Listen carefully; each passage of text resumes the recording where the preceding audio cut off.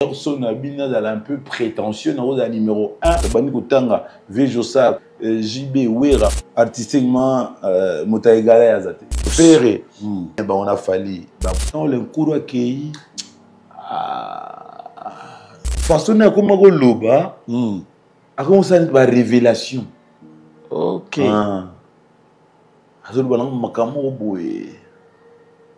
Par exemple, mon nom osala bien. Kokota no kotoba. Soki nini soki osa bien, on dit osa bien. Oh. Ça veut dire quoi? Osa bien, kokota bakama pa. Donc ini koloba ba ya bilo nyoso ba ya rango wana kota boyo mona osala boyo. Awa biso to protéger, awa obela te, awa osala accidenté. Bilo ka bongiza mo ebele ba. C'est-à-dire sur le plan spirituel. Spirituel. Reste comme tu es. Voilà. Je comprends les thèmes. Ne fais pas ce que moi je fais. Fais ce que je te dis. C'est là, il y a mon lit. Et l'on bazar au sale. Vous avez été déjà attaqué? Bien, mais comment? Mais vous avez dit que Bakananga et Kalao, maman Baluka Vinanga et Beba. Vous avez dit que Bakananga et Kalao. Attaque. Attaque, c'est belé. Balukaka komo nanga ezinda mama yoka oyanga ezali bonza ya nzambe tino vrai momi talib mon danger nzo ne debu patata no ba mema beaucoup contre mur vraiment contre mur que c'est contre mur donc contre mur oh pourquoi boy mais oh ba petit naie que ça zuma ba oh nzinzi kitoko ya mpamba oh nzinzi tuna nani oyo ndenge ya bamaki sabatini kaka pona voyage na ite ba libano donc nous nous sommes sur la question nous sommes sur la biso contre mi ah non c'est là banani baliki balekisela ngai tango pona ngatango ezali précieux Marai abunisi Keste qui était le chef d'orchestre n'absence ya papa Wemba Kobunda ya Makofi. Makofi boye pina boye. La voix du peuple, oh la voix du peuple, oh si tu es bien, oh. Vincent Chilouizi, étoile de la presse. La voix du peuple, toujours longueur d'avance. Les informations partout dans le monde. La voix du peuple, toujours actualité, la actualité. La voix du... Mesdames et messieurs, salutations distinguées, bénédictions et bienvenue à cette émission École, je voulais dire bravo l'artiste.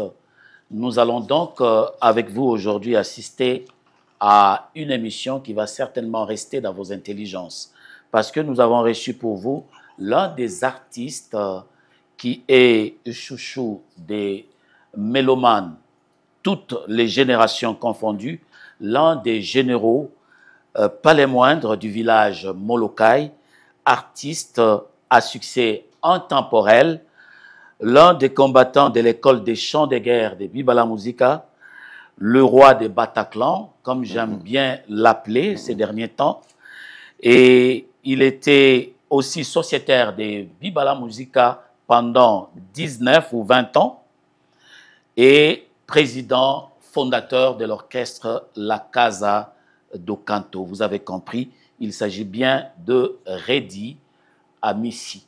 Nous l'appelons Bailo Canto. Bonjour, monsieur Redi. Bonjour, camarade. Vous allez bien? Je vais très bien. Oui, comme toujours. Ce que j'aime chez vous, c'est la bonne humeur. Vous avez toujours été de bonne humeur à presque toutes les occasions. La moindre des choses. Et ça fait du bien. Parce que vous transmettez une chaleur, une lumière et aussi une solidarité. La moindre des choses, merci. Vous avez été mon premier choix. Et là, c'était en 2006. Ouais. Oui. Vous avez été mon premier choix quand j'ai commencé Bravo l'artiste. Après avoir reçu le quitus de Papa Wemba, parce que je suis allé le voir pour l'utilisation des Bravo l'artiste, vous savez que ça a été l'un des titres d'un album qu'il allait sortir. Et par souci de respect, de droit d'auteur et tout ça, je suis allé le voir. Je lui ai dit, papa, je voulais prendre un titre qui devait être l'un des titres de vos albums. Mais namoni au changé idée, au sasu na yo titre on a bravo l'artiste était ngalo le sepeli singa soko lingi opé singa. Ah bien, y a pas de problème, je te les donne. Ah bien, merci papa. Alors, tant qu'on a zolo ma solo il y a 2006, choix nanga et zalaki yo. Je voulais commencer avec vous parce que vous êtes quelqu'un que j'ai admiré depuis les premiers moments de Bibala Musica. Bon. J'ai dit, mais est-ce que cet homme, il ne peut pas me faire un grand plaisir de commencer Bravo l'artiste avec moi. Aux Alaki n'a pas d'accord. Mais curieusement, les jours J, j'avais déjà même déplacé l'équipe et le matériel. Il fallait ça la mana oxygène. Mon oxygène n'a qu'à savoir sur Sosa. En face, il y a l'église catholique. Voilà. Un peu plus bas, on a moins Katikatuana. L'église catholique Christ Roi. Oui. Mais, la dernière mi-temps, ça n'a pas tenu. Oh, dommage. Désolé. Vous n'avez pas été disponible. Désolé. Oui, je me rappelle vers ces années-là, c'était déjà l'album sur le marché, l'album Compteur à zéro. J'étais aussi, j'avais signé un contrat avec la société des Brassicoles, que j'étais en mouvement tout le temps, je faisais des concerts pour eux, c'est sûr. Mais j'avais eu l'occasion de rencontrer votre maman. Ma mère? Oui. Ma propre maman biologique? Oui. Oh. Votre maman. Bon, je ne sais pas, hein, dans les coulisses, maman biologique ou autrement appelée, mais votre maman. Je n'ai pas le nom, parce que tant pis, qui est belé. D'accord. Je suis allé à la maison, on m'a indiqué, mais à un moment donné, Azaki moi réticente, Abinanga Redia, Lobananga, Yoza musicien te, Ngam naza musicien. Donc, Kokota Kanapso, Bayo Tono Makamanga Yaba musicien, Kokota Rati. Mais to sola quand même attends moi maele to sola qui mouke mais il faut qu'il y en a que de refouiller ce qu'on a bas carnet pour n'aller baba détail ya makamnini maman lovela ranga.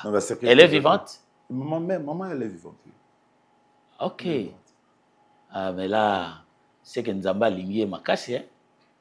Na binopé parce que nos parents quand ils partent très tôt c'est un grand malheur. Oui, surtout, vous restez orphelin. Ouais, orphelin, c'est sûr. C'est la raison pour laquelle nous avons chanté quelques chansons. Bibala Musica remonte, je sais, tout le monde le sait, aux environs de 1977. Oui. Mais vous-même, vous avez été dans Bibala Musica, précisément dans quelle Moi, j'ai année? intégré le groupe 6 ans après, vers les années 82. Après le départ de Kikester et Ménéa, avec les 9 apôtres qui sont partis. Et puis nous sommes arrivés juste après. Moi, Lidjou, Luciana.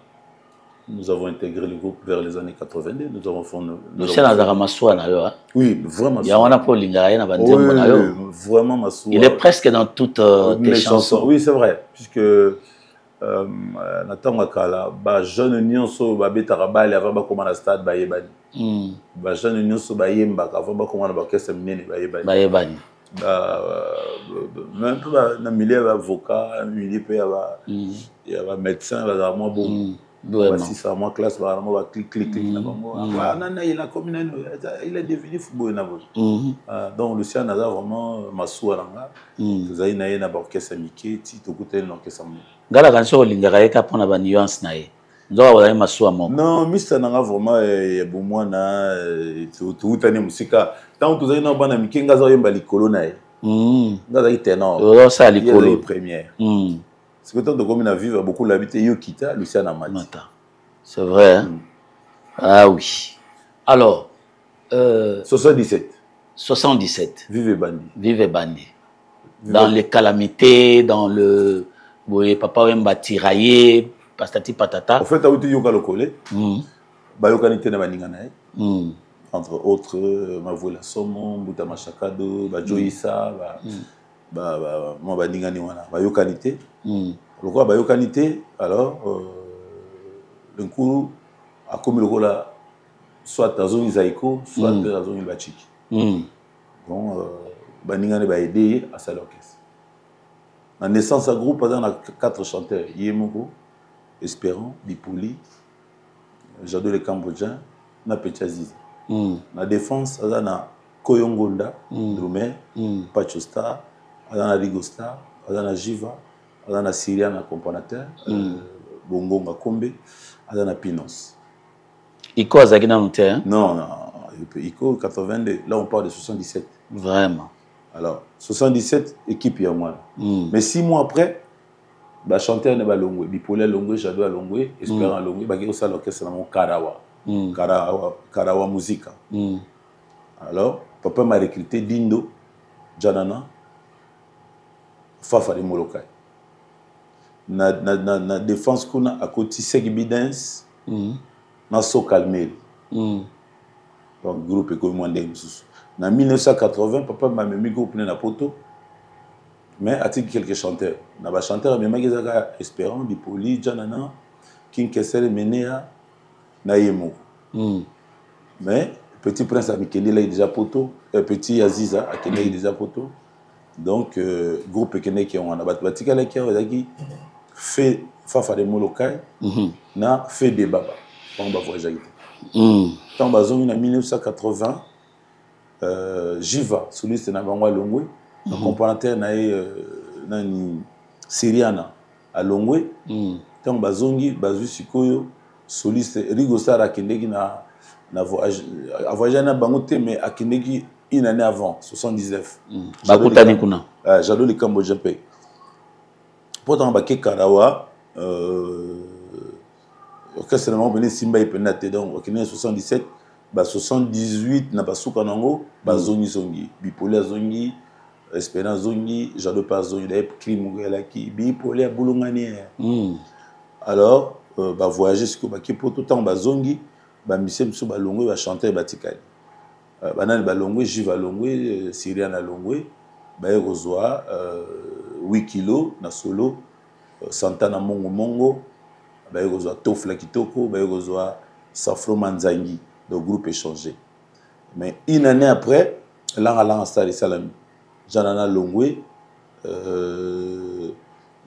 Dindo Yoga Longwe, Espérant Longwe. Donc 3 chanteurs na Makasiba Longwe. Qu'est-ce pas que Negi Mazoni? On a en 81. Alors, en 82, Victor Eleison, 9 apôtres.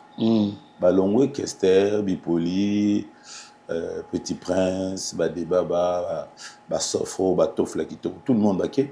Papa Matikali, na, Jado les Cambodgiens, Marai. Avant Nini Victor Salama, tant qu'à Nini Langa Star et Longwa qui va recruter, il va chanter au Moko, Marai, na Petit Prince. Na départ, il y a Langa Star. Alors, tant que Victor Eki, bah vous recrutez Redi Amissi, na Luciana, na Lidjo Kwempa. À partir de 82. Voilà, je suis comme présent. Wana siko to koti to intégrer groupe à partir de Wanande Makambe Bandit to Bandit na ba CCC là, Nzemba Lidjo, to sali ba koti dans Munanga, to sali banze mo belé wana ba Eliana, Nzemba Papa Wemba. Après, voilà, on a briefé de 77 à 82. Petit ingénieur, c'était... 84. 84, au côté Maki. L'encours qui n'est pas tout mouroué. Dans la zongi, le groupe est bien milité. On a départ à la victoire d'ailleurs. Le groupe est bien milité après fait au côté Maki. On a commis la mission de côté en 82. En 84, d'ailleurs, il a recruté des musiciens en 84. Il a recruté Stino. Tant que recruté Petit Prince en 81, il a recruté Joli Moubial. Le petit frère de Kester. Kester en 81 parce que Langa Star et Salami. Alors tant que en 84, il a recruté Stino, Gloria, Nassele les rois. En 84, Tokoti Maki. Dans Tokoti Maki, Petit Gina de Salami, il y a chanson où il s'allait que voilà maintenant souvent mon groupe en yango Et nga zaki siko la révélation ya Maki puisque va découvrir nga vraiment à partir à Petite Gina. Petite Gina, oui. Nazoé ba sosoane là ba parion mundenge parion ba vient mol oui. OK. Nazoé ba sous période wana penda so continente ba matonge wana ba victoire yo ba Petite Gina les panzana penda. Ah oui. Le nom École des chants de guerre. Pourquoi dans Viva la musique? Oh, il y a un slogan. C'était pas un esprit? Non. Oui, slogan, il y a un état d'esprit aussi, puisque l'Inkourou Azala est guerrier, mais est vraiment guerrier. C'est sur l'hôtel, mais maintenant, ça subit ça qui est soit il faut vraiment guerrier.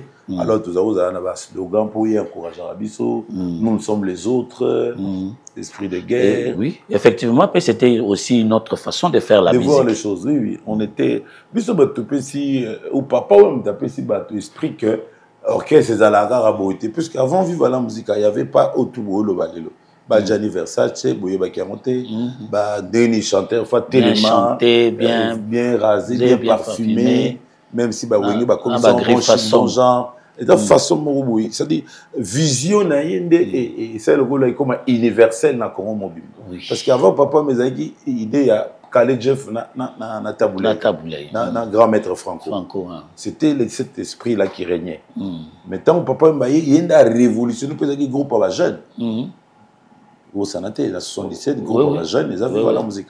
Et Nyon Zadaro Sala, il fait un geste, tout le monde voulait suivre. Donc il y a des révolutionnaires, il y a génération, mais il y a un vrai révolutionnaire, il y a génération, ils ont Papa Wemba. Qui est Papa Wemba? Nalingo Pesanga, on a 2 temps. Qui est Shongo Wemba Dio? Humainement parlé, motomalément parlant. Oui. C'est-à-dire, dans moto quoi. Oui. Motomalément parlant, qui est Shongo Wembadio? Shongo Wembadio, c'est un homme qui avait un cœur immense. Un cœur. Il a supporté Baninga. Parce que ce n'est pas donné d'ailleurs au un groupe belé, vedette baza mingité. Parce que ils ont du mal à supporter Ora et Baninga. Et lui, il était un homme avec un cœur.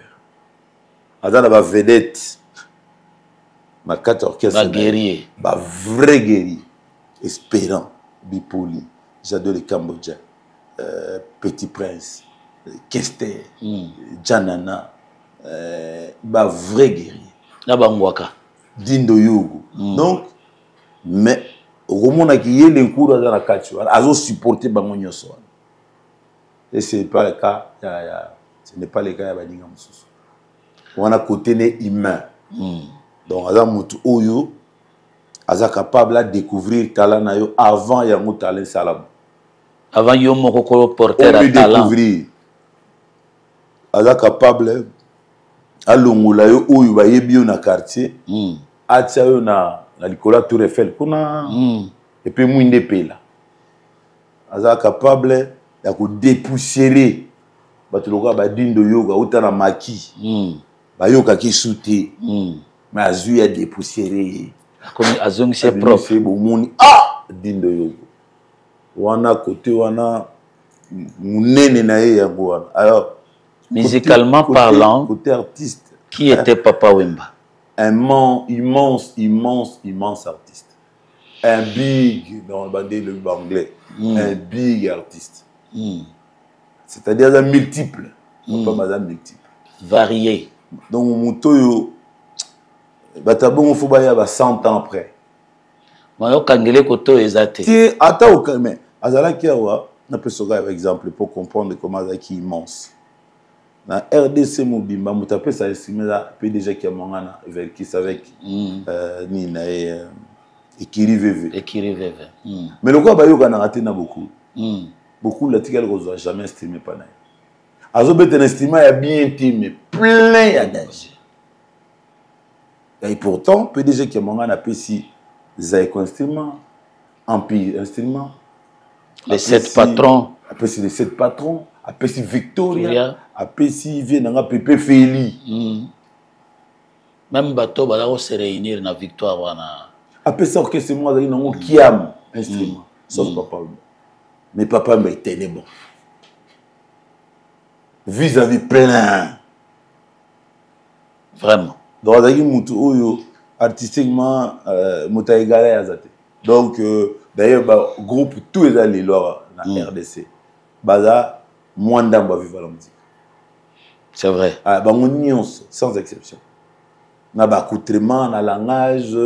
Mais, avant 77, on a le griffe. Azate. Il faut tout là, bien surtout les galatés. Il faut soigner l'image. La moi qui voyou surtout présentation bien quoi. Il faut vraiment il y a des choses valables. Il faut que les gens sentent que bon il y a quelqu'un qui est propre. On te considère aussi parce qu'au moment où tu es propre, la personne qui est en face de toi ne peut pas rester indifférente. Alors, j'ai compris pourquoi Redi Amissi a sorti plus d'un album dans Katia Viva la musique. Oui. C'est par rapport au cœur immense, il y a Papa Wemba. Oui. C'est combien d'albums dans Viva la musique? 5? Non, plus de 10, 12, je pense, 12 ou 13 albums. Dans Viva la musique. Dans Viva la musique. Dans l'ensemble des Redi Amissi. Donc, un patron qui accepte que les autres. Qui accepte les autres. Et personne dit m'a accompagné on a chanaba. Mais ça dit côté néoana humain wana. Ayango wana, azana humilité. Ça dit à un moment donné azoe bakenga mikolo yo na tike na mwana mbali. Na mo lo ya do chababi, na pesa na ba passa no ya chababi. Achakane babi. Punga on dirait le kunyo sezaka ya orchestre. Yangai, ngani na formé, azana groupe na ngai. Et puis, on a signé un contrat. Moi, on a besoin. Donc, c'est que tu vas avoir bien Fulangengeza solo. Fulangenge, comme tu as espérant. À où tu as un orchestre, à Frisam, na bavé ndombo petou. Où tu as eu soutien. Et manzer morobo, bah swinga na nyoka. Après, on t'a eu soutien. Mais tu as comme vivre la musique. Espérant na chakara. Belotia c'est qui? Matama et Kokoto. Alatima Poutine et le Tikala. Modèle authentique. Grâce à elle, cool. Aussi joli Moubiala. C'est le petit frère de King Kessel. Oui. À Kendegi na Victoria, non?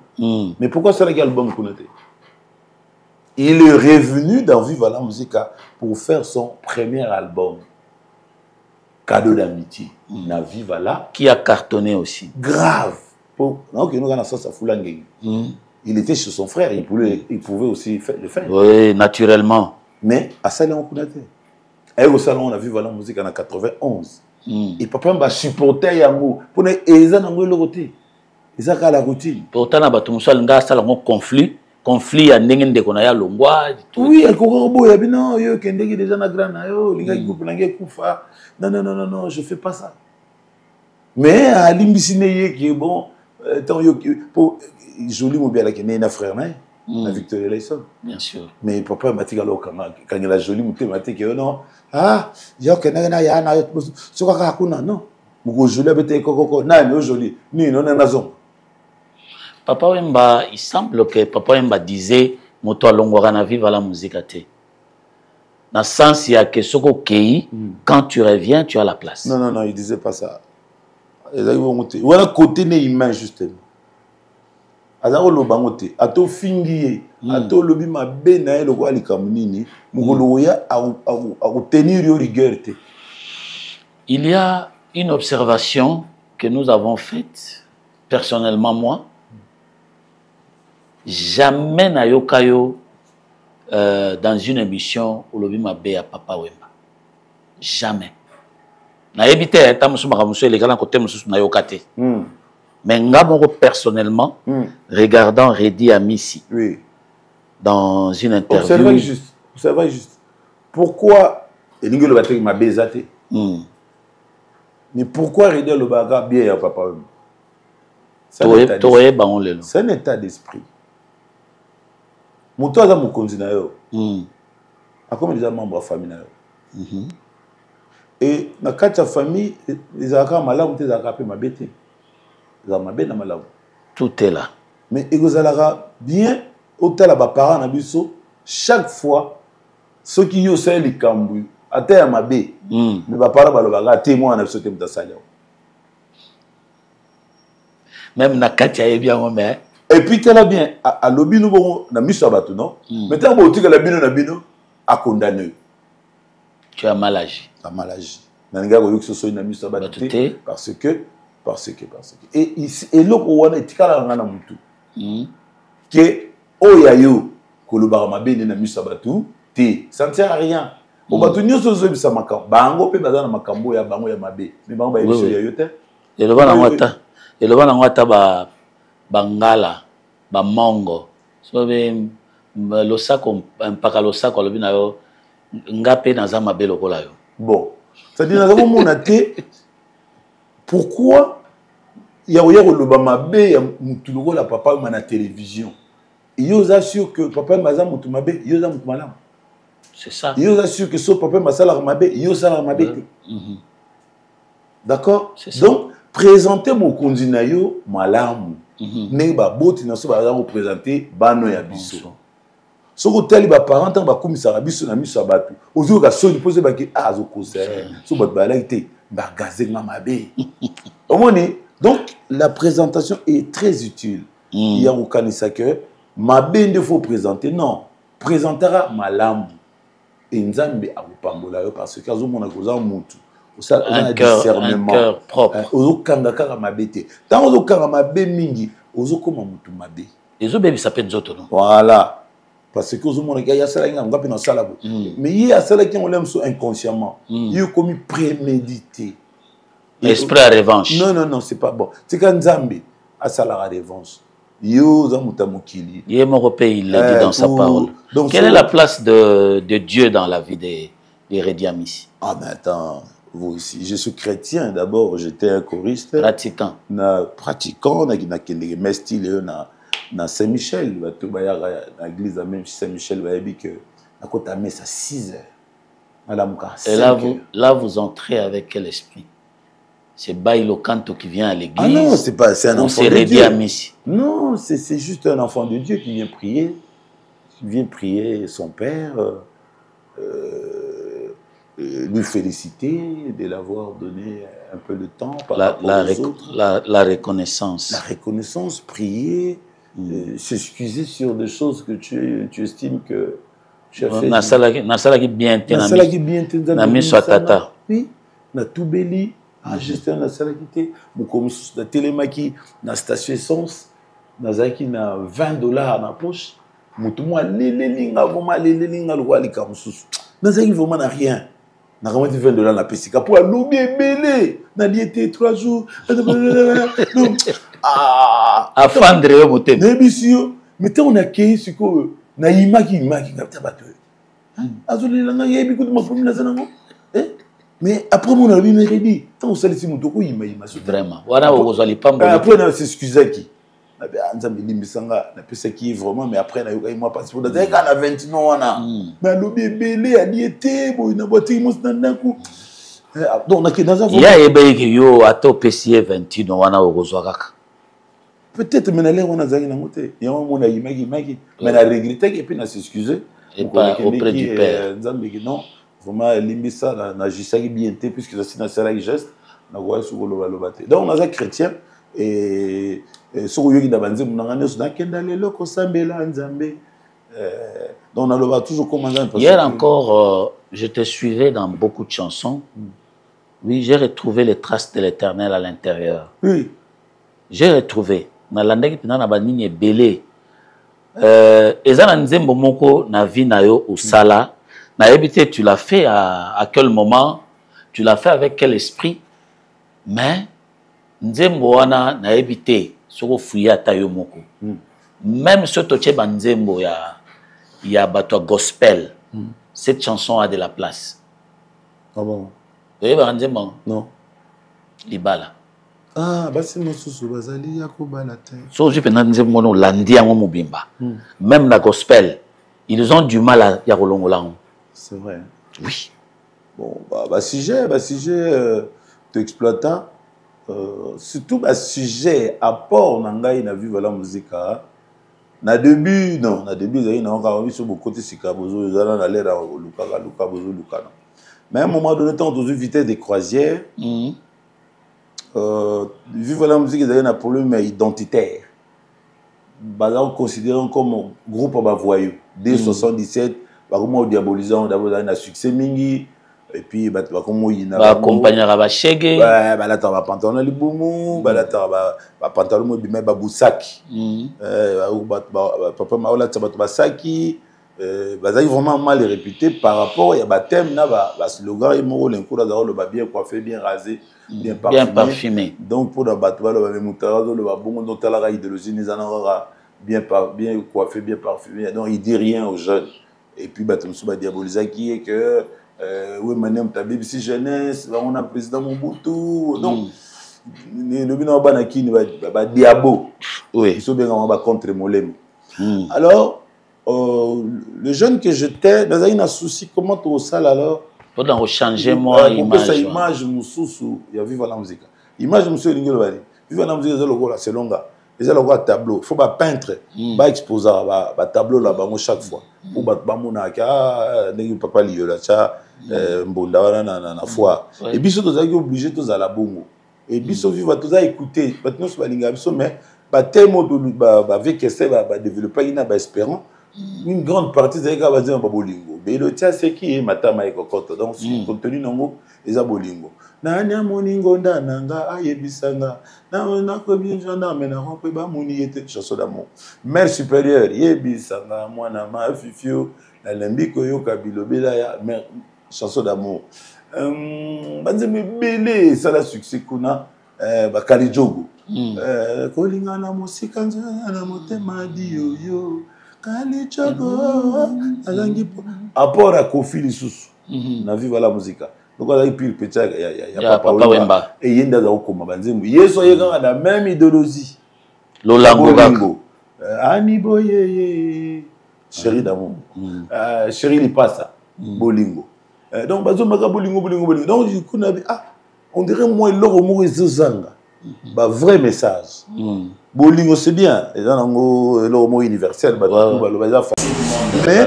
on dirait que Congo est dans la pose à moi moral, et dans moi battement conscientiser rabaninga, bolingo karaté pour voilà ils ont dit ça va tout des dans le bakala qui ni c'est yaya. Oui mais qui ni c'est yaya mais on doit réfléchir aussi, il y a pas que le plaisir. Donc il faut tout can ça rapper. Et pour na ça, il fallait tout quand ça va vivre simaro na va vivre choro pour bango de bazoloba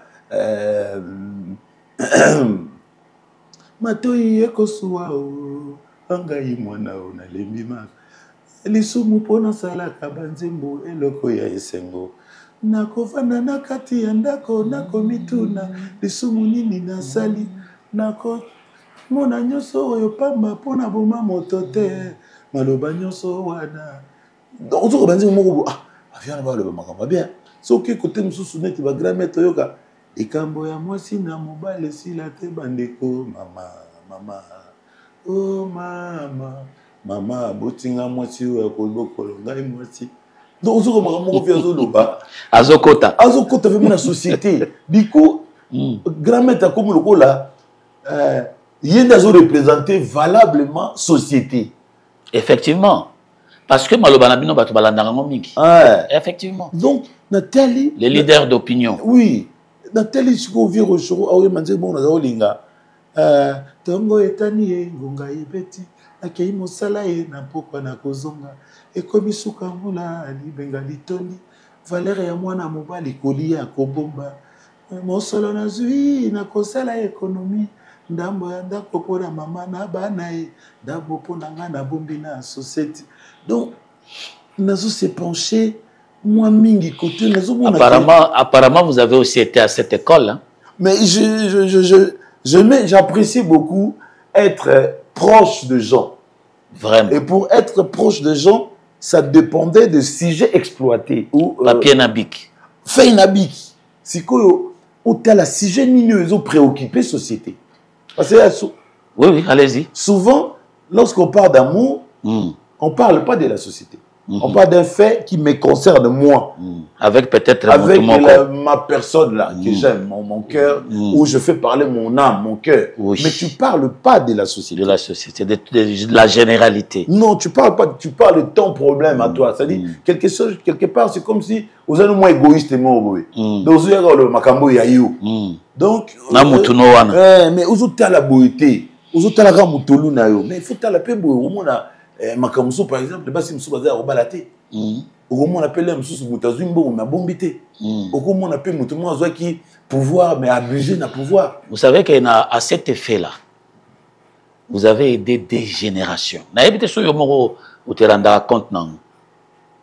Nous avons été de cette génération-là. Même à Manu Lemos, que vous connaissez, les aventures, on les faisait ensemble. Nous sommes allés avec lui vers l'Angola, Banane. Mais en y allant, nous, comme tout le monde. Qui vous accompagnait à travers ces routes-là? Non. C'est vous? Et il y avait des cassettes à l'époque. En dehors de Dieu, ma cassette est ça. Vous savez, ma pile est belle. Mais la émission que on a les collègues camion, nous sommes en kanga phase na yena quoi mo. Ah oui, maintenant voilà. Na motoki na yo nde olongi sala makasi olonga ata bakozela mawa ya papa na bango vraiment biso papa basila ko wa batikaria aza wapi papa ngo azate yo siko nde mutozo kende po kamba libota boy n'est-ce pas? Mais redit en dehors de l'Éternel qui est dans le cieux, qui vous protège, redit moralement vous accompagne.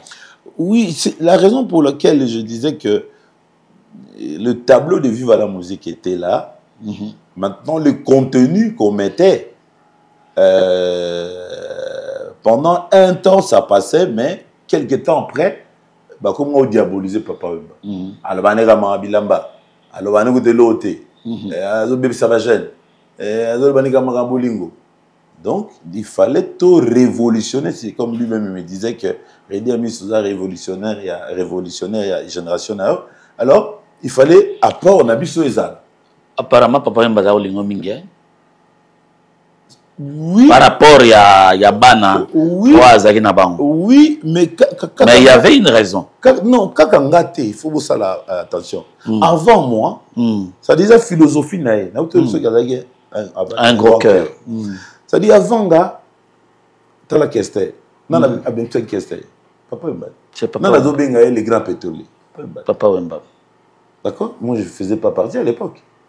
Bipoli. Bipoli. Papa Paza Olingemi. Moutali Bosso, Baveli, Lomiango, Bani, Lamungo, Babimisa na Elima à l'époque. Tant que Bachara dans poster, Masika. La période des salons, on a Elima. Salon, on a Elima. Poster, il Bosso, Bachara na Viva la musique, c'est Bipoli na foule. Et Yoka, mon ange, Yoka Banzem Webiman de 77 à 80. Abimisa Batmenyos, Barigosta, Babimisa, Didiana Yaya, Ngana Lembio, Oyeba Mama, Otikangana Boile, Abimisa Banzem, Telebele, Yabachipa Michel. Tant que tu as côté, mais à Foula Lige, je le vois les Camussos. Patati, patata. Ceci, c'est là. Voilà, c'est comme une victoire, il faut Yoka. Il faut Yoka, patati, patata. Donc, c'est Luciana, ceux qui ont été Luciana. Lorsque vous entendez parler de la voie commerciale, le Luciana de Mingongo. D'accord? Mais Batbacha, on kate. Marai. Papa Malinga Kemingi. Papa Marai Abounisi Keste, qui était le chef d'orchestre, n'absence, il y a Papa Wemba. Kobunda ya Makofi. Makofi boye pena boye Papa Chanda. Babunda na Kester qui était le représentant valable de Papa Manalerwan. Papa Manapoto. Ba suspendre Marai. Que le Simbi Kester ah petit yo dossier ne faut pas Wemba là tout biso ne faut pas tout révoquer. Mais Papa Mba ya taliga ba Azaka Bomelega montre agaleki. Et Papa Wemba est allé à l'école il y a Friza. Oui. Et tout le monde a parlé du mal de Papa Wemba. Oui, bah 79, oui. Ah. Oui. Bah Babio, non, et Salakate, comment Akoko Azan orchestre naie. Comment vous avez trouvé cet élément? Bon, ils ont deux côtés. Si on a des fans, dans ces petits pour tu ne peux pas abandonner ta maison pour aller habiter chez les voisins. C'est impossible. Mais tant on a eu parce qu'il y a des difficultés financières et que Moutaroïdé qui est taboulé et en contrepartie, il fallait à ça quelque chose d'artistique. C'était ça. Au moins, ça va commenter ça, vraiment. Mais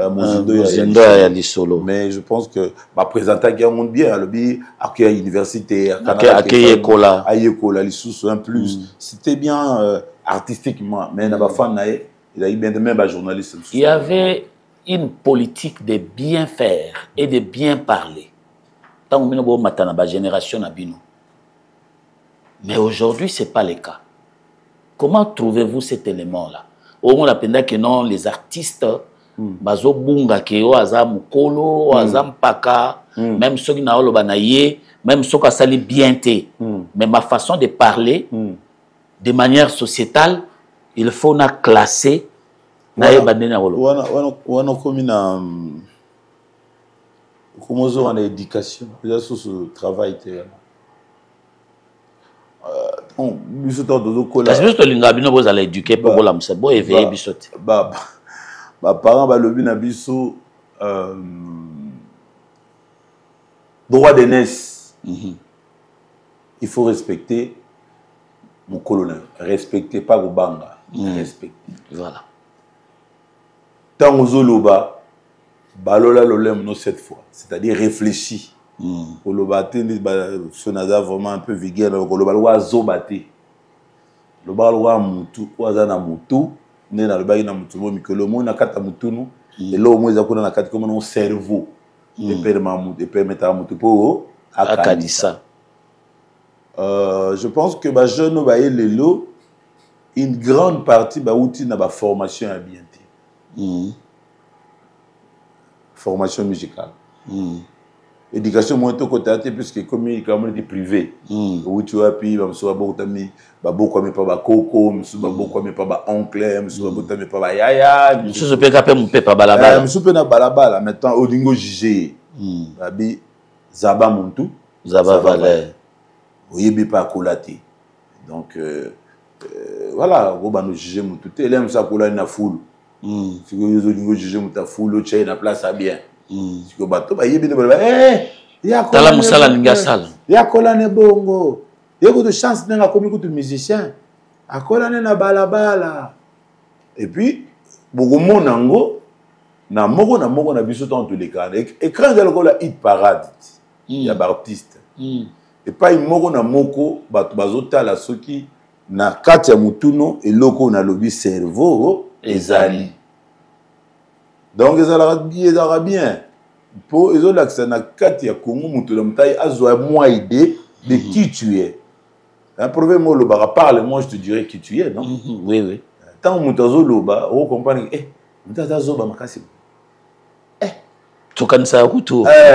Pour pas que une question moboé le fait qu'on réponde benal malga bazoba mututa comprendre ande zoba donc quelque part dans ma bête vous découvrir biso mais Togo dans code ça bango sur classe na éducation niveau d'études des ali c'est éducation des ali bakamuze bele avant comme mutu ce que elle gagne to rater école primaire mais tout le monde mamona humanité ce que tout ça ni pour voir même na université tout ce que tout ça ni to l'action ba grammaire tout ça ni pour l'action ba conjugaison tout ça ni parce que tout les na primaire kona oui yo ce que sauta ni to kuto mbala mona humanité ou bien na université donc comme moi trop tard vraiment donc mon gars na jara bangote na constatera kaka na souhaitera ba o ba monanga na orienté bango na bisa bango ko pasaka tano mingi te ya okanisa ke soza impoli ou insolent ne ils ont état d'esprit à bien non impoli na insolent azora promotion te azara da bateau balinga kete il se fait à la bateau nous sommes avec impoli avant attends kala au monde qui bateau bele balinga bango te bateau tout bazala insolent donc on peut ça un exemple moko vient na ngana rolinga mingi mbuta masaka da mbanze moko ayo yo naneli ya motema ya mama mashaka do mbwembae mashaka do ninga yo nakopekisa pamba nakoboya yo te. Venanga pena na olingemi. Mais avec un langage trop direct, sec. Mais bazo utiliser yango na baninga mususu. To ba bachama baninga mal à l'aise. Ama sem to loba makamona yolo. Mais tant yazo loba public zo sanini et mon andeye. Oh ils appellent na yete. Donc bato nyonso bakanisa que vous allez impoli, insolent surtout na ba lieu public. Pour bateau batala biso na télévision, faut pas se rendre compte que baza bato mayi les balegi biso baza ata ba milliards. Bateau batala biso na écran, ba professeur baza, ba maître, banane bato mayi. Donc bazo tala yo zo comprendre que mais ces gars là pourquoi on l'avait invité? Mais il est bête comme ses pieds. Regarde ce qu'il dit. Mais il est à côté de la plaque. Vraiment. Bah ces gars biso d'ailleurs tu faut ça toujours attention, ils allaient bien on dit il parade. Ils allaient examiner mon état moi examiner besoin au leka chaque fois vous les à la télé comme ça bateau tamayi ba hôtel tato ya zo ba mais beau genre ba monter parce que vous voyez pas ba outi té musu ba kola na ba musu pas batata musu pas ba koko ils ont de bénéficier d'éducation ba parents et puis moi na ke a tipo yo on dit là outi moi na ndako de 82 à 2000 20 ans 20 ans 19 ans vous avez écrit 100 chansons et même plus. Oui. C'est pas facile, hein? Il y a une méthode, une technique. Non, c'est juste la volonté, l'amour du travail. La volonté, l'amour du travail, tout simplement. Aux âges jeunes, on a un amour de 30 ans, on a la vingtaine. Il n'y a que ça. Et puis, on a un souci à vivre, papa, on a un souci à vivre la musique. Souci à guerre, et ça. On a un souci à marquer par époque. En tout cas, il y a beaucoup de moi, je ne pensais même pas à moi. Moi, j'étais au service des papas, mais au service de vivre la musique. Ça a vraiment réédité. Lorsque j'ai travaillé, j'ai regardé plus Kofi et Kester, Nazaiko. Nazaiko. Naolinga te ba doublé papa oui. Ok. Pour nous, mon papa m'a dit, ah, c'est na salle bangamba belle déjà. Le monde est yazo mourir là, moi. Moi, j'ai rien à prouver. Ça sonne là au bel au professeur. Mais c'est ce que tout le monde est confié à doubler, qu'est-ce que c'est doublé? Faut passer babeki. Ah non, qu'est-ce que c'est doublé que papa m'a mené? Attends, qu'est-ce que c'est bah oh Nzinzi, kitoko ya mpamba oh Nzinzi, talabengo nisinga. Ah, tika mbanda soki wapi ngana fedani. Oh. Non, donc, on joue à la question. Hôtel Lenkourou. Lenkourou, dans le monde, nous devons gravité. Aïe, mais la salle déjà. Déjà. Oye, koto, kofi, écoute, ma béba. Abimi, ça, on a trouvé 84, 5. Kofi, abimi, si, diva. Diva bien aimé. Yokanze monanga ya bolingo onene ki comme azazudi osoni ya moto soki koma kabile abeta babiluka beta ba nini ngana sali oyo komisanga ngambombo na nzoto nakola na mabo kwa mama na bolingo papa bango bateyaki ngambo boto na bato azuwa kamoke na leimpondu bakolisanga ikambo na botote Tika, batatana ba même beaucoup contre mur. Vraiment. Contre mur, que c'est contre mur. Donc Kofi contre mur. Oh. Pourquoi, boy? Mais oh ba petit naïe. Ba enchaîner ba mélopé ba. Oh mais 85, 86, 87, tu te commences 90. Mais ça bitumba au saranate. Souci. Go souci, n'engue nino salaka pour salanate. Faut y avoir succès sur ça là. Bah, dans Riké wana. Boyo rappelle bien, muninga bimisi nzembo. Il y a mon des opérations force. Que bien voyez, oui. Je vais te venir que. Oh mon. Il y a une concurrence là, moko. Et ça va bien. Ça réveille les gens. Le dinga il est dans la mingi la concurrence. Parce que nous avons bundé beaucoup. Ça dépend de nos hommes là. Oui, parce que Moutoussa, la concurrence n'est dédiée l'eau. C'est un bon réveil pour quelqu'un. Dans le bac, on m'a dit, bato balingaka biso o bakumisaka biso na bato bafingaka biso l'air mosusu bato baidaka biso eza bato bafingaka biso. Je m'explique. Lupango ya père na bino portail occupant nango te non vous estimez que bo makamba père na poto mais mo fiti mo akoleka na TV contre molema fingi lupango na bino fingi na portail c'est ata bato akumisa nini eloko te nakende pa na bango porte tengama ete suyo obenga système ngo bidi salamba sala partout mo portail mo wana bona bajona bazo ba matro solandi très bien alors que bato bakumisa ko batikala oloba no loko moté pour ça de changer la vie donc il te parle que du bien non ils appellent bien mais il faut pas flatter les camings dans le domaine de musique. Si on a domaine de la musique, on a flatter, donc la commission dictateur. Sans polémiquer, aujourd'hui, s'il arrivait que au sala, moi, éloge, na artiste, na biso, génération et l'andibino, qui est-ce que vous allez élever? Non, c'est la question de la minité. Quand on a division, quand on a l'équipe papa Wemba, naza ka ndenge papa Wemba zalaki ndenge pénalité en école moya ko encourager ko ata au moni faute. Biso na poto okoke na boulangerie au lobby bonjour madame, je veux un baguette. Mundela olobana yabi. Ah vous voulez une baguette monsieur?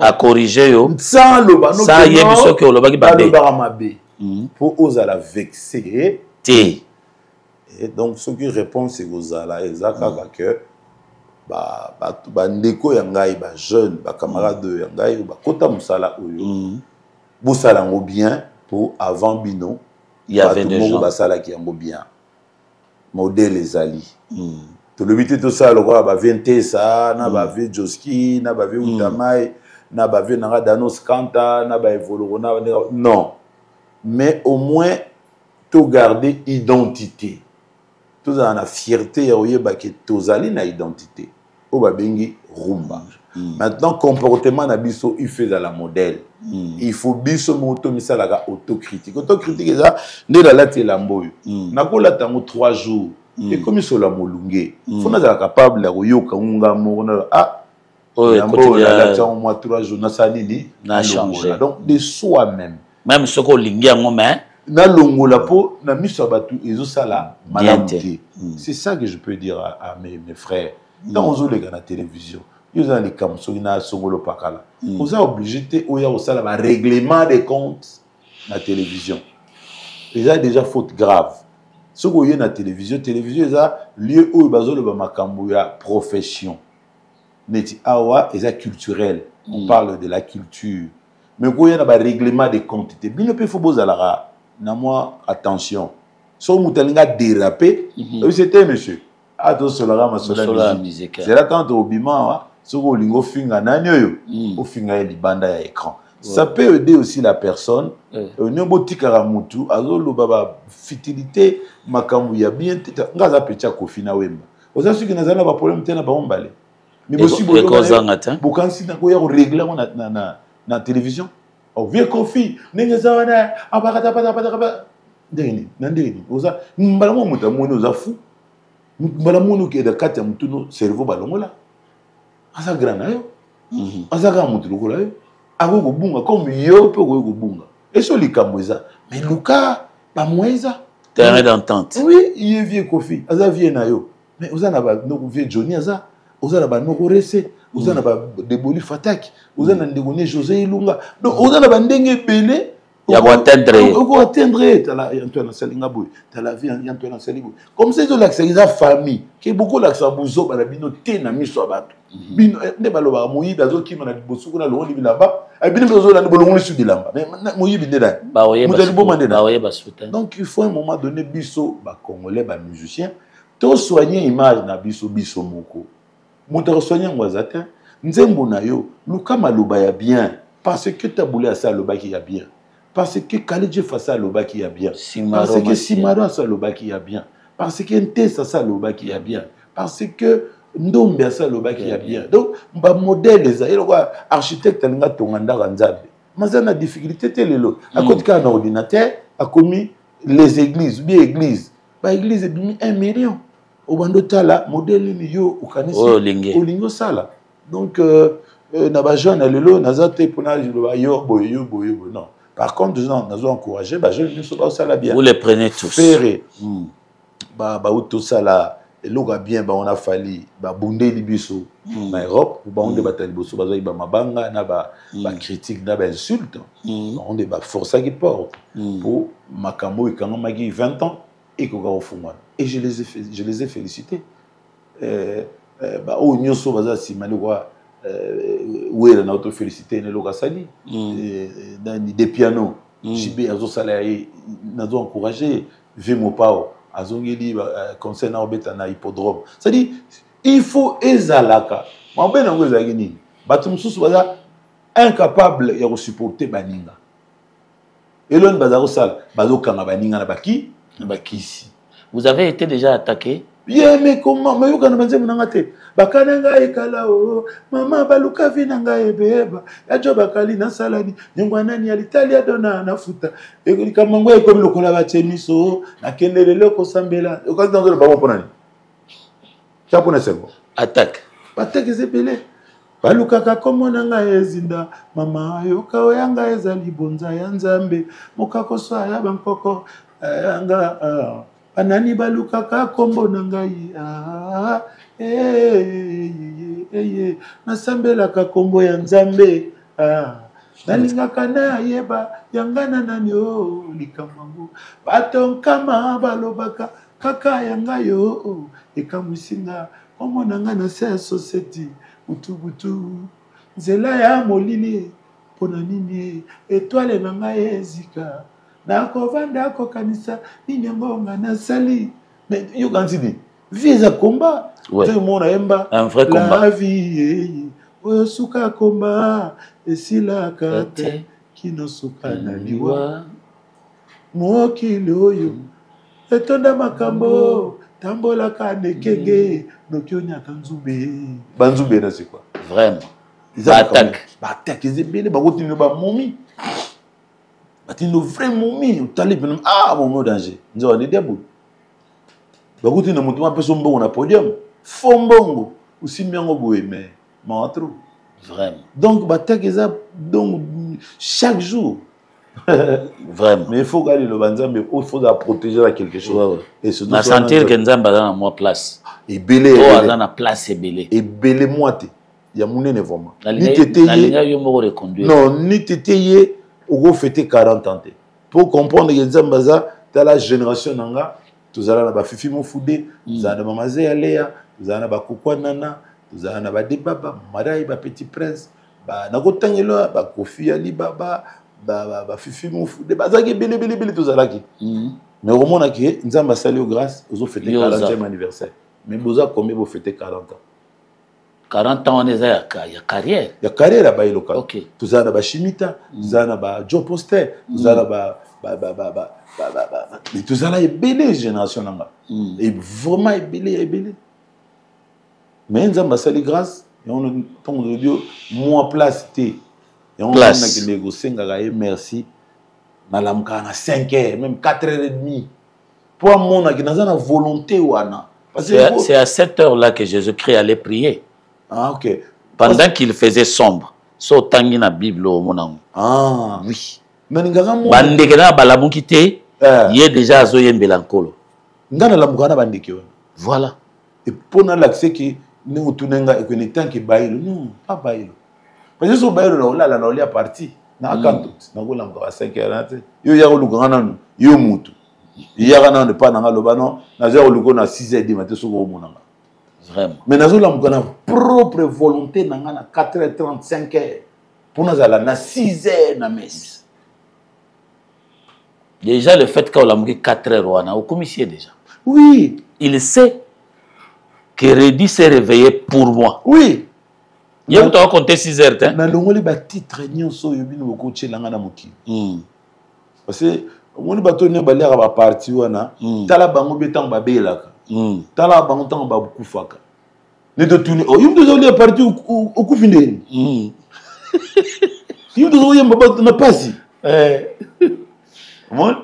Donc vanité de vanité. Vous avez raison. Est-ce que Toya gagné loko?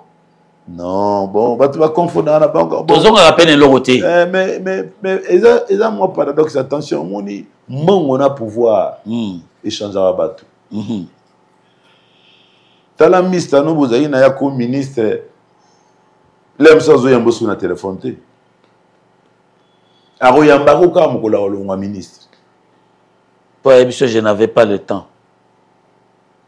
T'as là un musicien, ceux qui a commis musicien a commis célèbre, a commis au teint. Même dans le quartier, il a commis raté. Dans le grand quartier, le vieux Jean-Louis a commis Jean-Louis. Pour commis un succès, pour ma maison d'Imelaï. Donc, échange à bateau. Moi, je rappelle à bateau, nous sommes en maîtrise. Nous sommes en maîtrise. Qu'est-ce que vous pouvez dire aujourd'hui dans la population congolaise en général, bao bazana est de la République, en particulier, et qu'est-ce que vous pouvez dire aussi au président de la République qui a besoin de notre soutien, de tous les Congolais? Non, d'abord pour l'Est, de tout cœur, nous en pour baloba toujours ceux qui nous sapiata le colom tezoki pas ces arana motem bon quand ça te potoza na Kinshasa et que tu souffrir te non biso souffrir ami parce que biso to na poto et makambo tout monde la mingi na poto et ani monter ni bino bezo monde la moi média tout ça na poto ya média moteza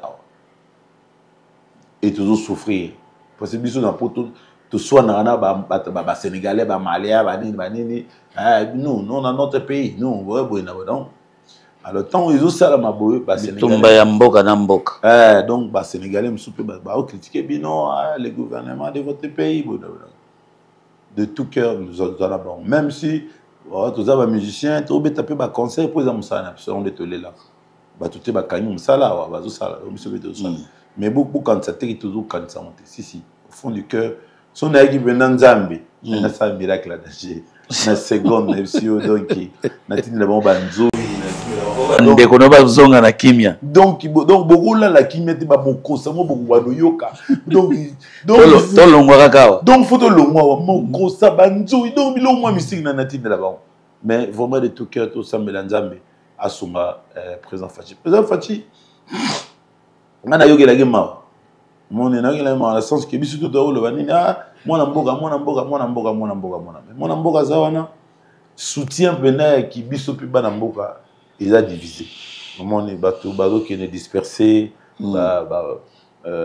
intérêt général les athées ça plus dans mode intérêt personnel c'est dit songai n'a bi retrouvé en tout cas moi été nazati ngape kuna sona mi retrouvé ngape moi été mais yesiko tata bato za pour na unité il faut à tchabaninga no sisika mo mais tout ça un problème TV za moko mais bactéries mutuna mutazo linga ta l'émission nae est-ce que vous comprenez oui TV républicain moko oui mais moi on cause moi le tenga na ta la match na TV wana moi le tenga na ta débat politique na TV wana moi le tenga na ta la basket na TV wana moi le binga na ta la reportage du coup bitumba comprendre donc vraiment de tout cœur bah oyo bah estimer que Congo nous opprimés d'abord bah combat bah individualité notre pays d'abord tout ça président Soma beaucoup tout sungaye parce que yete mutazo gagner wana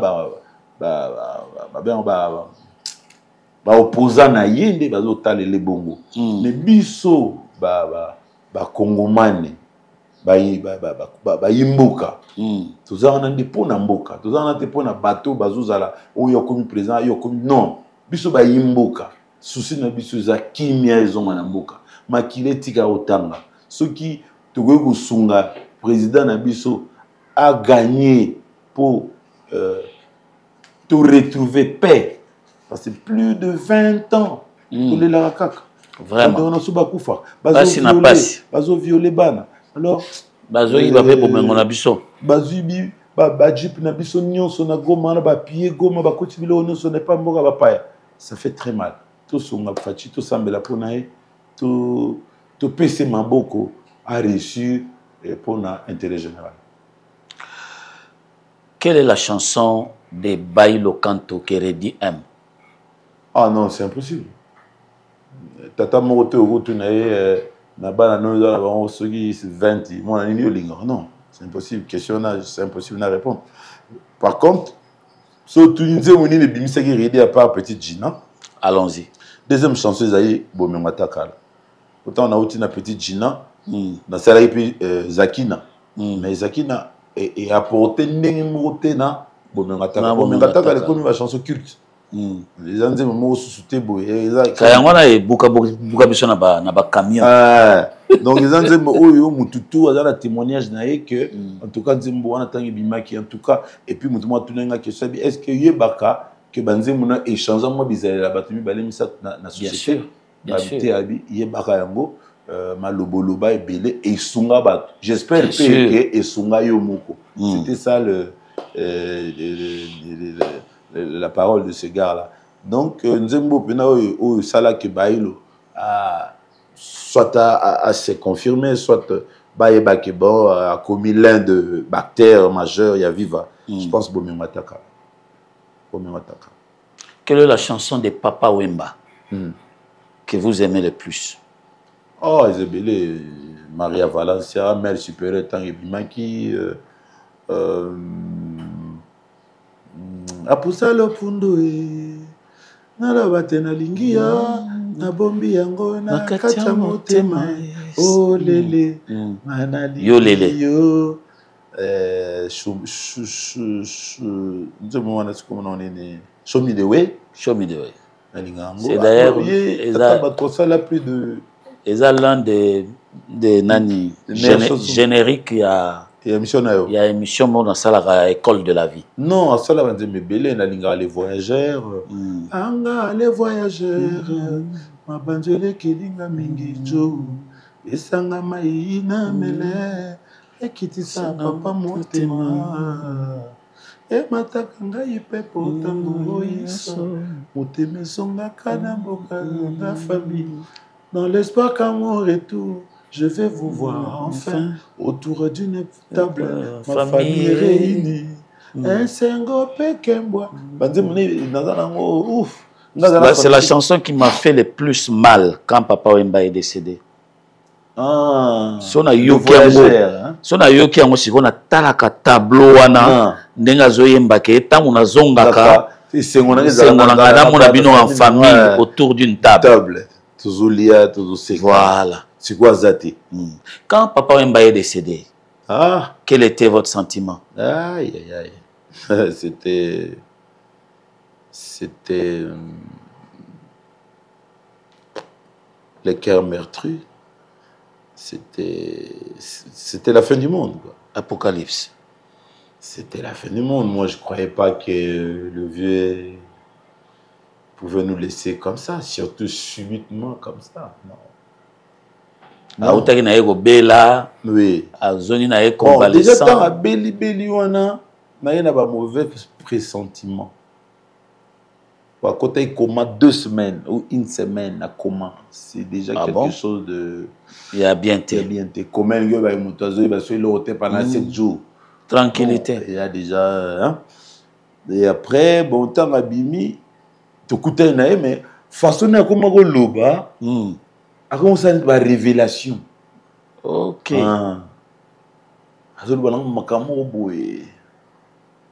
Par exemple, mon nom ozalaka no wana, ozalaka bien. Kokota no kutuba. Soki nini, oza bien, on dit oza bien. Oh. Ça veut dire quoi? Oza bien, kokota bakama pama. Donc, il n'y a que le bas. Baya bilo nyoso baya rango wana kota boyo komona ko sala boyo awa biso to protéger awa o bela te awa o sala accidenté bilo abongiza mo ebele ba c'est-à-dire sur le plan spirituel reste comme tu es voilà na comprendre te on est niveau de balanga bo ko mo lo binanga bi Ne fais pas ce que moi je fais. Fais ce que je te dis. Bon, toi, tu fais. Il y a moi. Agi mystique. Alors, moi, ma na parabole. Si vous comprenez, si tu n'es pas question, moi, à répondre au pété. Mais si vous comprenez, tu n'as pas le basso, vous avez ça, vous avez ça. C'est la lobby, déjà, ça, on comprend, on comprend. Donc, voilà quoi. Mais en tout cas, nous avons vraiment sentir déjà. Donc, on a bana ou les la loi mon homme qui toi il n'a venu au galon côté moi venu au galon aller la vieille camarade na elle là donc yo qui m'a azolé la bouille et on est na mon appui là il faut le azolé la loi na moi na mki donc nazala à partir de wana na comme mon na makamu vraiment ndenge mususu tant le cours accueilli na comment vraiment au fait il y a un échange en mingi. C'est vrai. Donc, comment on a dit par rapport à nous avons talé la mois avant. Oui, tu as tout le monde été pour répondre que sur aux azoba, aux azoba. Ah, Italio. Donc, à quoi dans la déterminité. Alors, comment peut-on définir Redi Amissi? Redi Amissi. C'est simple, c'est un moraliste, c'est quelqu'un qui aime aborder des sujets qui préoccupent la société. Tout simplement. J'aime. C'est du modèle dans l'autopeso qui n'a triché, n'a franco dans le show. Vraiment. Dans avec vrai musicien, à moto, azo le bela, makamozo de Galavanda.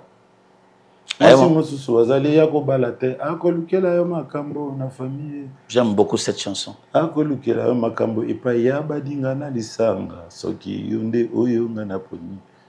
Ozala na nyoso ozala ka kozwa yo bombaka te papa wana simbi moto akomande kolula akomande kosambela ye bibibili ya lokola poche na ye yango wana na mokili liboke ya moninga basombela kango kwanga te essayer d'aider les autres parce que yo po uti kuna bomengo ata akala nakozwa na kokoma lokola bango kudia ntini kuyoka yinwa maso esala makanasi ezali ya vi ya nzambe bata mokili nini na ngai okola na kufina note bomengo ata akala bomengo baye bazana yango basimbaka sotani ya nzambe te bokasi se na mosala ngai na yaka awa na mputu okolisa bongo nanga kozwa mayele kozuma mboka ngai na boyi bazizani ça dit la philosophie zo expliquer baninga une grande philosophie façon moko boya kozalela nga na yaki na nga nord te pona somba ga bilamba non nega te pona somba baka te ngai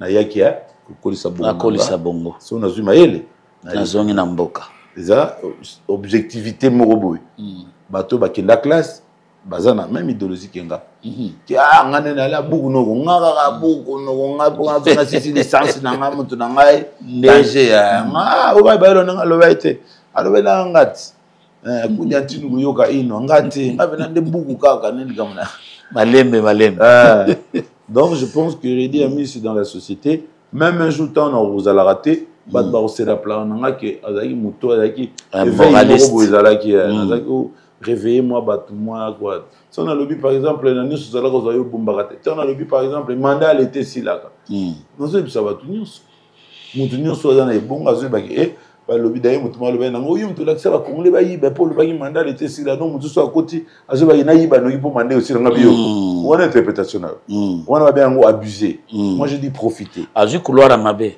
yo lobi abuser moi lobi te ba abuser profiter c'est moment où on a le baki na ba la bémission par exemple pour jeunesse ils ont raté le temps tant que nous jeunes profiter na bu jeunesse parce que vigueur na ya ki jeune bu mwana egozonga kate et tant que moi na profiter nango vraiment kolinga te au sauter bu jeunesse yango mona ba garçon na ba fille ceux qui a raté bu jeunesse a commencé mobulu tanga comme mokolo mwana moi sipé arrêter pour jeunesse à comment qu'il baba à comment qu'il ba concert à comment la travail pas mikuse dans 60 ans bon donc parce que sauter pour moi donc il y a certaines choses il faut pas puberté et lié na kimoko il faut pas rater il faut en profiter donc nangara place ya Redi Amissi c'est ça na plus moraliste na zarolinga vie simaromi je pense que lelo na génération na biso na gozala na moi prétention on le ba na moi leki ya simaro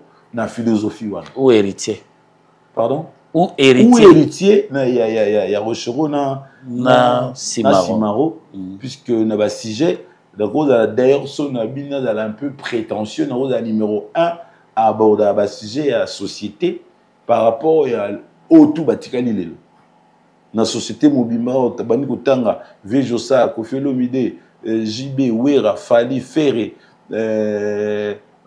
nabité bana na bosani na seba ba héritier au moins na ba sujet tout na yemi ba présidence ba orphelin ba bomengo ba libala on dirait na ngamo. Moi je vous appuie. Merci beaucoup. Que les gens disent ce qu'ils veulent. Ah, mais maintenant, ça comme une émission, hein, de l'émission absolue. Ah oui. Na influencé peut m'outer. Noël ndé dans lobby. Noël dans lobby, je confirme. Je vous appuie. Merci. Donc, je pense que place à Rédi à Missi Amwana et je suis fier de l'être. Il y a un moment que tu peux compter na yo harmonie na yo kabarité. Moi, Rida c'est la carrière n'est sans bêtises. Rida c'est la carrière n'est sans fingamol. Rida c'est la carrière n'est sans le baka makamboling. Même lorsque je chantais les bolingo bazakina où je chante même jusqu'aujourd'hui, je parle les zakina na kosenga ozwa kabande konanga lokolo ozwa kabande kobayo.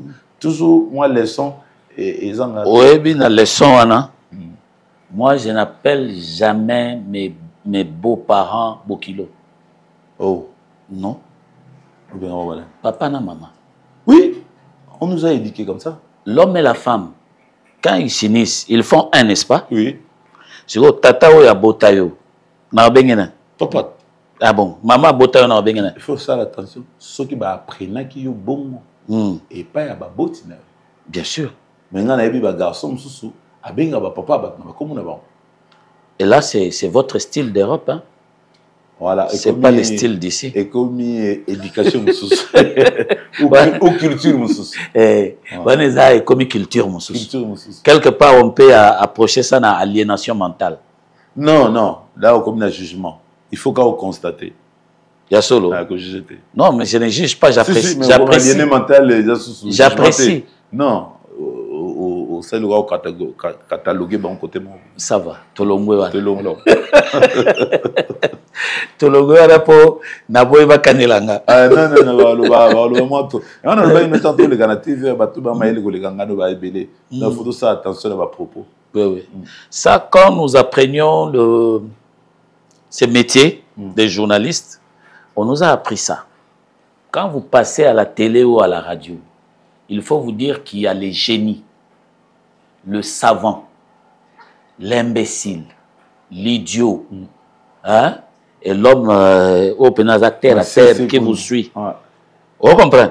C'est pour vous dire que vous ne pouvez pas aller en dehors des sentiers bâtis. En dehors des sentiers battus. Comme si Yonde Mutoza aurait refondé le monde.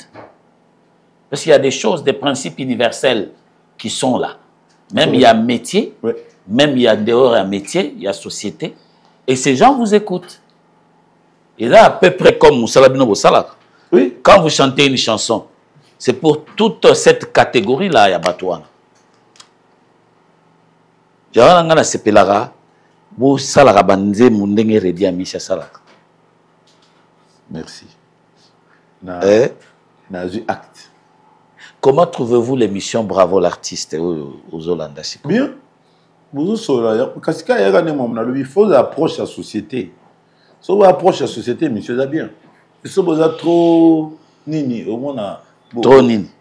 Peut-être éviter au Kende. Non, déjà quand on approche na Batou, je pense qu'il a déjà il aura bien puisque il a une émission culturelle. Donc tant bozo solo là, il faut vraiment Moutoua se sentira concerné dans Makambozo. Et puis à la paix à l'aise. Surtout concerné à l'aise, il y a un vocabulaire que vous utilisez. Parce que si vous utilisez le vocabulaire, on est un peu bas. On peut pas zapper. Il suffit au langagement et de plaire à zapper.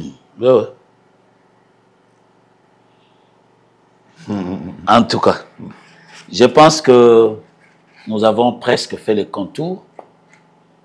Un mot sur la Casa do Canto. Quand ils ont totalisé 25 ans d'existence, avec 4 albums, de marché, album à Soukeda, Bailo Canto, et puis tout fêté 40e anniversaire, il y a Kaza, Naredi Amissi, tout ça qui est moi, Anakin, Maman Ngebi, couleur Madiakoko, puisque je suis du Molokai, tout ça qui est inter. Et puis il fallait tout ça en Europe, tout ça là en Europe, tout ça les Bataclan. Qui a été un succès franc. Merci. Bataclan. Bataclan, bien, réussite totale. Maintenant, on a montré c'est de là que nous avons le roi des Bataclan. Ah, ok, d'accord. Parce que j'ai suivi ces concerts. Non. Vous appelez les chouchous des mélomanes. Ah, merci. Non, ça s'est fait sentir, hein. Nous avons créé maintenant. Dès que nous avons au moni, au constaté. Il faut constater. Tant que nous avons à travers Banzemounayo, et lorsque tu viens faire un concert, Batamaye Lewana, parce que yo oza na kati lobi na yo compagnie de l'Angola, bon on a compagnie de la poto. Bon ba ina Angola ba kota poto. Bon ba ina Suède ba kota. Ba uta ina ba Kisangani. Ba uta de partout disons. Donc de partout. Donc azo monanga, azo tala benanga te. Azo vivre makambo e biba e pana yo. Oye kota na vie na vie na ye o échange vie na témoignage moko film le binanga vie Redibiso to ouya par obligation. Ouya 5. Parce que grand sœur na biso tant so na nakin. Alors le landé na banzemuna yo. Vraiment. Ah talelo na zute lobina kozo. Abendeli albi le quoi biso to 6. Yazaki ye mon poto. Biso nyoso to ya poto. Chaque fois a bengi biso na téléphone. Allez la ra la banzemuna yo. Si quand au salle publicité alomi na biso yekuta sa comme kolo. Abinga non, qui était mais la fouté bino nyoso batike. Faut bokende. Par obligation. Bango alobi biso to yekutu pona yete. To yepona ndenge azaka golela. Ki bande ko nanga batika na kile. Nzanda sunga ba yata poto un jour. Et le ba ye monton azaka ko accompagner ndenge na accompagner en Angola. Eza yo donc to ga ozangate. Donc ba témoignage wana ça te donne, ça te booste. Zo mon avec non, tu travailles peko. Au travail, tout ça, là, ils ont gagné des beaux tapés. Mboma. D'accord. Concert ici, les Badbabo Kende. Bah, image ça. Ah, attends, ils ont dit Mouké. Pourquoi Betty Mouké Boy? Ben, c'est beaucoup de société. Donc, hier soir, j'étais avec mon épouse, Yvette Makoso. Maman Yvette Makoso, Topesi Ombote. Toujours solo là, il faut que nous là, parce que le photo, ça, l'émission a ready. Tout le monde Banzembo. Vous voyez que c'était un problème pour te dans la chambre. Oh, mais oui. Donc, soukate, partout, des belles mélodies, partout des belles paroles, oui. Des paroles retenantes. Donc, non. Banzembo, mutaidanga pena mingeza King Kester na Kofi. Bah, aider à distance. Tout dans l'écriture. Non, pour Bango Bazo, malmené Papa Wemba. Vous allez voir par correspondance. Si Konga, nazo boya, vive la musique kouya. Pour toi, on a hit parade na l'air one. Au moins, que Kester na Kofi baza toujours l'écolo par rapport à vive la musique. Alors il fallait tout inverser rôle. C'était arrivé. Oh, maintenant 94 ou 95, non 82, 90. Déjà. Il parle de situation économique. Nous avons 2-3 ans, il parade. Après, nous avons fait l'un en 92. C'était pas aussi facile. Qui ne bougeait. Ah, qui ne bougeait. Lolo. Poninyo kosalanga boye voyage. Les espoirs na katia motema. Sokili kamona na kokonsole tuna nani oyo ndenge aba makisa batini kaka pona voyage na ite ba libano depuis nous sommes sur la question nous sommes sur la Kofi biso contre mi ah non c'est là banani balingi balekisela ngai tango mpona nga tango ezali précieux bakoloba bakofi peta banka wana kaka po tozwi baki wengi baleka te kofi aleka te victoire eleka te bamongo ebimi netikela bango te bomenga taka la 90 wenge wito bima na 90 89 90 mulolo yiki mulolo dansima moko su oloba wele toyoka sango babimi yango bamemi bangana bameli masanga wele bamizo mona te bien bakendeki bamakala soki nini ezeki na succès danger notala bangana bano bino bozwa nde boye bakana ngai kala o mama baluka bina ngai beba yacho bakali nasala nini nyangwa nani ya tala dona zonga na 92 na temps na kino babimisi soki melopeni na babisa banzembe bele wenge bele na zonga boy kofi pa zobimisa ba magie ba loi bozi kuna pa mabe zela bolingo iponanga yonde wanga na motema abengi ya yogo vi nanga pale olive Théodore pour na ya to salelo vi wana to mekana mwabo non bazika encore y pas d'ailleurs bazika ba comprendre d'abord ils ont kokana te banzimo so yoki ya bango yoki ya biso ah non chango talelo tezo ba magie ba loi ba banzimo kesa bimisa ina lelo ngara tuna guitariste na tuna guitariste moko na biso zo ekola guitare banzemo nini compliqué kayo aye banzemo vivre la musique oui ka composition ka guitare na besoin ekola guitare quelles sont les chansons qui te compliquent abina banzemo vivre la musique et compliqué kayo ndena habité il a que ça appenda style on a basa travail tout travail zonze muloko kaka yanga likambo na nani makambo epona kaka yoka misiki zala se nani ya yambela ngaye oyange ko mikamwa muto akosengelo kosekombo nanga so je félicite Maïka de ça arrangement j'étais biso travail biso lire aline ngana zala na Maïka do travail biso de 2 mois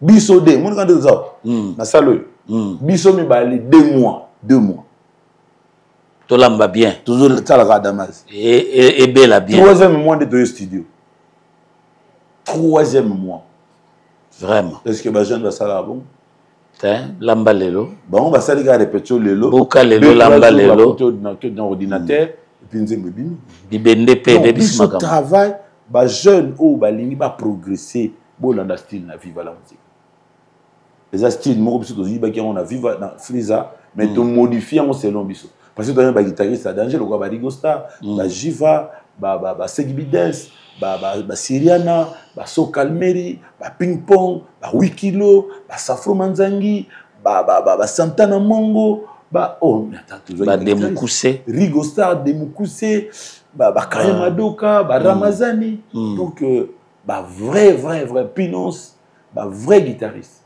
oh lelo ba ça la fierté même ça mais je sais pas donc sinon inerte tu comme na déjà si on est les émissions les gaga aux autres monte terre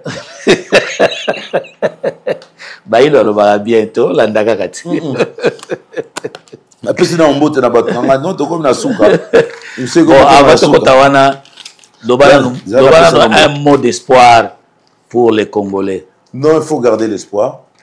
Il faut garder l'espoir. Nena otoluba ba o ba réussir ça ba simba sutana nzambe. Ba mona nzambe. Biso peut réussir sans aussi simba sutana nzambe. Mais il faut donner la croyance. Il faut te croire. Il faut biso nyo sur total la chaîne moko. Yamboka. Chaîne moka yamboka. Tout a dispersé. Mais te croire.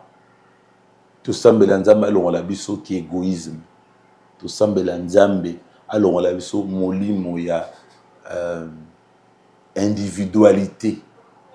À côté de biso molimo ya collectif. Tout ça trop. C'est dans les collectifs que nous allons gagner. L'union fait la force. Zoa équipe à balle. Longola va jouer tout tika garder mo bien chat attaquant mo tout à aux amis le B. Ça va gagner. À aux amis le B. Comprends donc République ils a équipe à balle.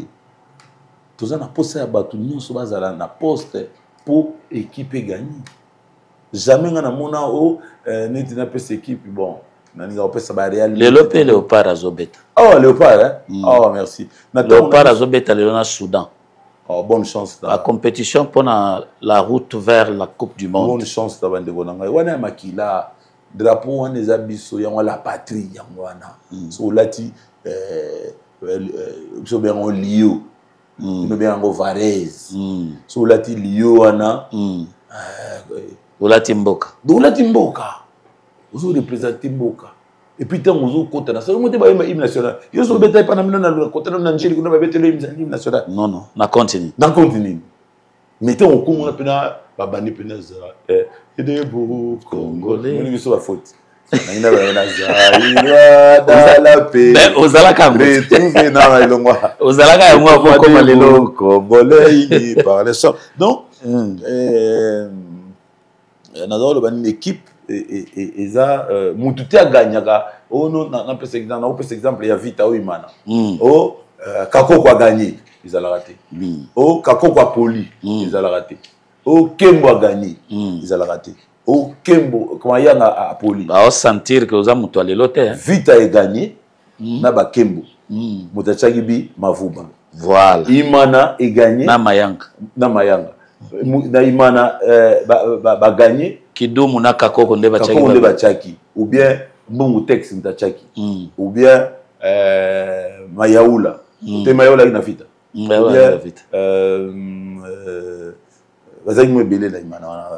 donc voilà donc équipe de RDC équipe de Congo voilà donc Fachi aza joueur na kati ya équipe ya RDC. Il ne faut pas que non, on peut ça Fachi passer pour ce que tu as dit, Fachi m'a gagné cette équipe. Non, c'est un faux raisonnement. PSA passe. PSA passe. Tu as gagné mission. Gagné. Donc, il faut que tout semble dans le sens où on a déjà beaucoup. Donc, excellence Goda, mon témoin n'est pas aux déjà mon trop. Guy Luando, on a le bamité. Merci d'avoir actes opposés. Mais les cas na limba na moni, ba toilette, ba sans compter bilo au sala na ba village kuna na Équateur ça na ba blog amini ni bilé na de la mabe Rami Amisi prêtre la ça na té wana ndo na ngai pa uzali ye les gens so bingi lobby na Washington so bingi lobby kuna na Japon ah master bonne chance wana ndo na général de l'ONU yoyo Mokonzi le Sako général Alimasi Mbote ato grand prêtre choisi Matata prêtre bazala yande ka to binga badidi kinwani na ba fe ka dozo mamba na tanga kala mais yo donc prêtre ya ba prêtre ça ngati do so solo na yo sepeli vena nga luinta yo ka mutu comme nta vrai combo ya ba mongo nta oko we bate makamona ko ibisa le dia ko de ka télévision wana ba nta AG Matembo les citoyens du monde mokonzi pa ozali pa salam ebele venanga Laurent Batumona ayaya Nicole Belé excellence Bob Amiso mokonzi monsieur transport ango mwana loba militaire na TV mais mwana ba wewe apena ba kota na tela sans interdit mwana to lobeate Jano Binano mwana makuya Richard Mutuke et pas Azali on a remercié bandogo ne soit sunga biso yo mona za loba choisi Matata prêtre ça na tena pese ba salam. Et puis, Jean Binano, Richard Moutouké, inspecteur. On connaît un peu sur le sacre. Excellence Didier Boudimbo. On a venu donc Piringaï de Makila. Et puis Franck Malanda, PDG. Franck Malanda. Il parle aux alliés. Le prince, yo. On appelle sur Salam Yaebele. Et puis Didier Mazenga, excellence. Et pas aux alliés. Nzamba Songaya, Baxer, Mikole Belé. Bah, Massa, nous sommes plus de beauté. Bolim, c'est émission dans les cilités, mais on récupère avant l'émission ci. Bien, merci. Je pense que. Le prince Kangila, dans Botswana. Petit. Oh, petit. Allez, on peut ça va salam te. Na pesimbote na le prince Kangi là. On a Motema, donc confident excellence Didier Mazenga. Merci. Voilà, et nous aussi, nous avons des gens qui nous aident, qui nous donnent la force dans la vie. Mais vous avez le droit de le dédicacer sur vraiment. Dans une émission. Nous avons le directeur Papi Koumani Samou Mekantembe. Bon. Jess Nembanza qui a été avec nous. Jess. Manu Tamboulemos, l'ami d'enfance, l'ami de tout le temps. Jean-Pierre Kodia et Alice Bakanikina, Alex Lucivikadio, Sivizola et Mamita Ndondele de Balar, Edmond Matafadi, monsieur l'ingénieur, et Clarisse Matoubouana, son épouse, pourquoi pas Eddie Junior, Tungu et Clardi Matafadi Matoubouana. Nous n'avons pas aussi oublié Mabeya Bafikula et ma Marie, la mère de beaucoup d'enfants, et aussi la maman de Sivi. On n'a pas oublié tous ceux qui nous conduisent tout le temps dans le travail, qui nous accompagnent dans le travail que nous faisons. Château Nkolo, Daryl Diwantessa, Château c'est notre réalisateur, Daryl Diwantessa et Gilles Vandonga qui ont toujours été à la prise de vue.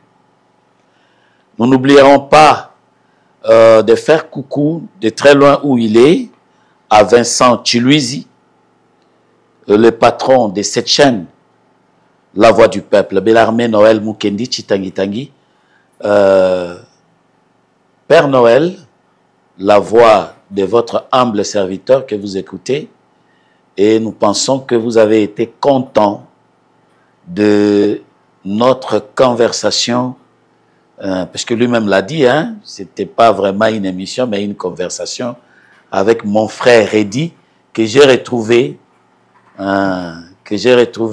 et d'ailleurs, ça me fait la plus grande joie aujourd'hui d'avoir été avec lui, parce qu'il vient de payer la dette d'il y a plus de 20 ans. De 10 ans. Merci Reddy d'avoir répondu à notre émission, à notre invitation. Mais nous avons une autre rencontre, avec votre permission. Là, nous parlerons carrément de la Casa do Canto. N'assure que c'est au Bengio. Tu aimes bien. Est-ce que Château aime bien? Non, pour nous, pour nous aller emploi du temps. Emploi du temps. Comme on a déjà qui m'a raison. Oh, merci. Merci à vous. Tout le plaisir est à nous. Merci. Mon fils petit. Non, bon, t'es pas zuité. Azuit. Daryl, c'est lui. Ah. Oui, oui. À chanter. Gilles Vandé, quoi, avant d'y Gilles Vandonga. Ndonga. Oui, oui. Réalisateur Nabiso. Chaton Kolo. Chaton Kolo. Ouais. Non, mais ça n'a pas. Il y a Outobala, c'est quoi, Kalate. Oh. Hein? À Bali, le 1er mars. Oh, bah, jeune. Na PCP Mbote na madame na oh, Tanya. Bonne chance. Maman Tanya. Maman Tanya. Foufouto za makasto qui est moussal. Merci. Au revoir.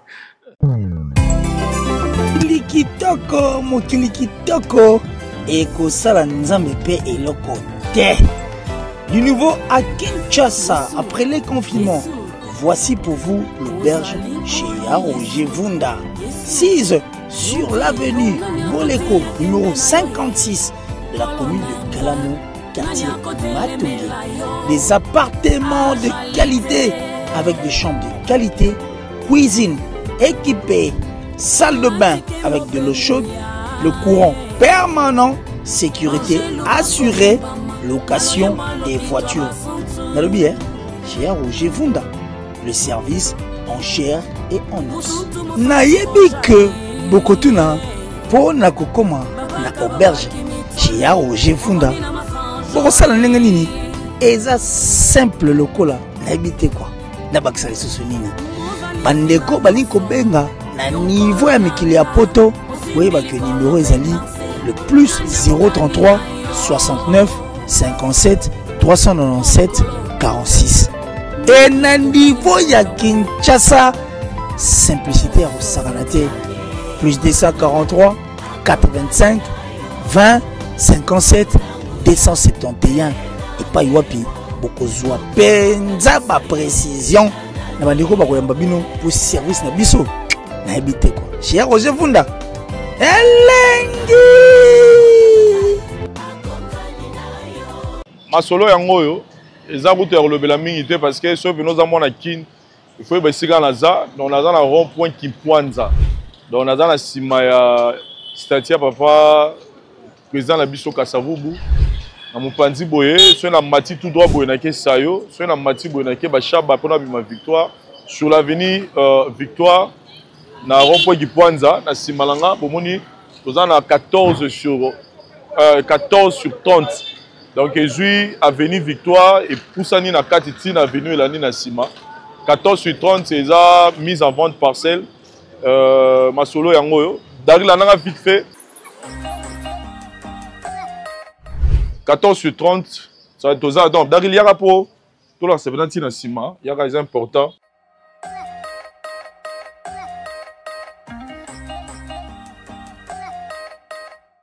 Voilà, donc. Tobimiti na porte à Sima awa.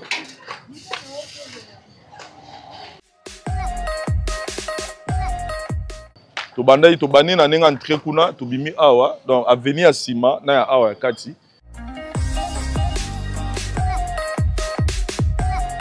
Tozana 14 sur 30 na avenue Victoire rond-point Kimpwanza masolo ya mwana bobe nganga na numéro nanga to solango kimia. Voilà, chers amis téléspectateurs, Naelibino Lissola du Toko, je pense que tous la commune Yalingwala, normalement ils ont venu Kabamba, mais Tobengango a venu Nyangwe. Mais ils ont Ngambo, ils ont Nyangwe, Bamapang ils ont Ngambo, ils ont Nyangwe, Ngabapang ils ont Ngambo Boye, ils ont Kabamba. Donc tous la Kabamba, Avenue Ntolo Baga, Avenue Nyangwe pour comprendre référence ces années. Soit de moutons à 24. Avenue Wane Kotuana, où l'équipe qui marchait, 2 ou 3e parcelle après qui marchait, nous place au biso tozali. Awa, je souligne que c'est Eza espace, Eza Lupango, Eza 15 sur 22. Déjà. La voix du peuple, oh, la voix du peuple, oh, c'est bien, oh. Vincent Chilouise, étoile de la presse. La voix du peuple. Toujours longueur d'avance. Les informations partout dans le monde. La voix du peuple. Toujours actualité, la actualité.